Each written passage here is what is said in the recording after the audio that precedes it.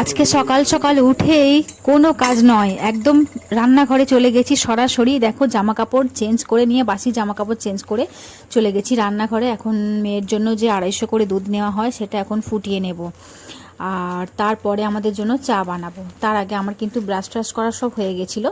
আর এদিকে দেখো আজকে সকাল থেকে এত জলের অসুবিধা।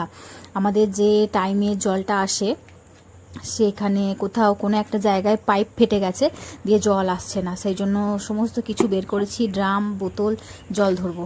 তারপর চা বানিয়ে দেখো চা খাবো বিস্কুট দিয়ে। বিস্কুটের কৌটোটা খুলতে গেছি, তখন দেখছি বিস্কুটটা বাড়ন্ত হয়ে গেছে।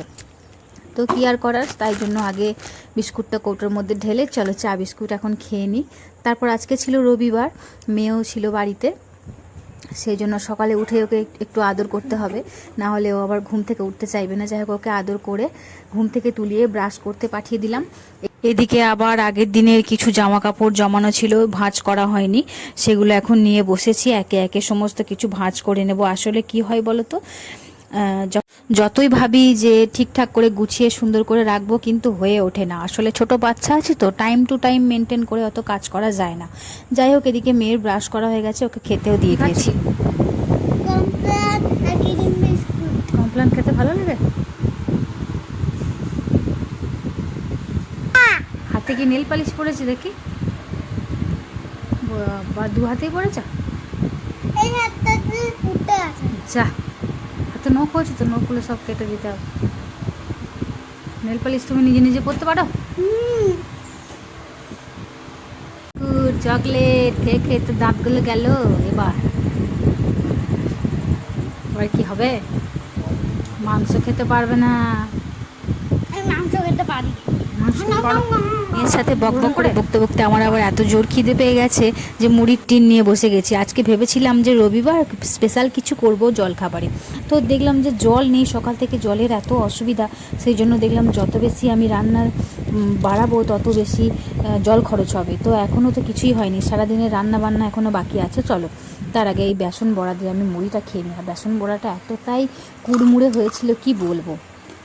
তো দেখো মুড়িতে বেসন বড়া আর লঙ্কা মেখে খেয়ে নিচ্ছি। তারপর বাকি কিছু কাজ আছে যেগুলো সমস্ত সেরে নেব।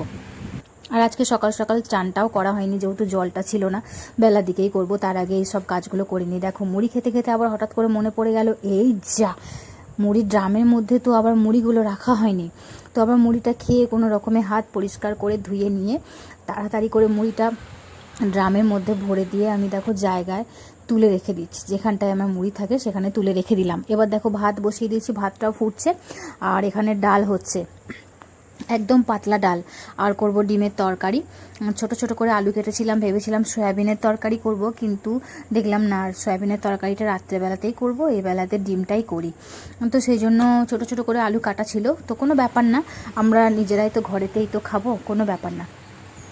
তো দেখো এখানে ভাতটাও ফুটে গেছে, আর এদিকে পাতলা পাতলা করে ডালটাও হচ্ছে। মেয়ে আবার ডাল ছাড়া একদমই ভাত খেতে পারে না, যত যাই থাকুক একটু ডাল হলেই যেন খুব সুন্দরভাবে ভাতটা খেয়ে নিতে পারে। আর দেখো ডিমটাও আমি এখানে কষা করে নিচ্ছি। যাই হোক আমার এখানে রান্নাটা তাড়াহুড়ো করে আমি সেরে নেওয়ার পরে এরপর আমি ঘর মুছবো, ঘর টর মুছে তারপর পুজো করে তারপর খাওয়া দাওয়া করব।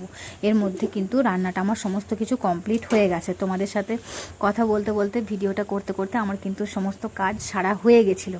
আজকে করেছি ডিম কষা আর ডাল।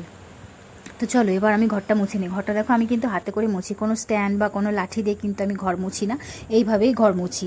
আর তারপরে স্নান করে এসে দেখো এখন সিঁদুর টিঁদুর পরে নিয়ে আমি কিন্তু পুজো করে নিয়েছিলাম।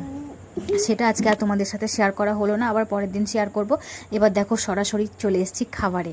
আজকে করেছিলাম উচ্ছে ভাতে, আর গরম গরম ভাত, তার সাথে আছে ডিম আলু কষা আর ডাল, আর ছিল ওল ভাতে।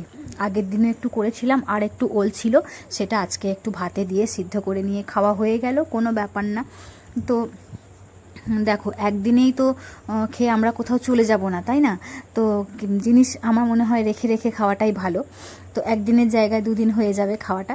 তো আমার এটা ব্যক্তিগত মতামত, সরি, তোমাদের মতামতটাও জানিও। চলো তো আজকে খাওয়া দাওয়াটা করে নিই, আবার দেখা হবে পরের ভিডিওতে। ততক্ষণে তোমরা সবাই ভালো থেকো, সুস্থ থেকো। ভিডিওটা এতক্ষণ দেখার জন্য সবাইকে অনেক অনেক ধন্যবাদ আর অনেক অনেক ভালোবাসা।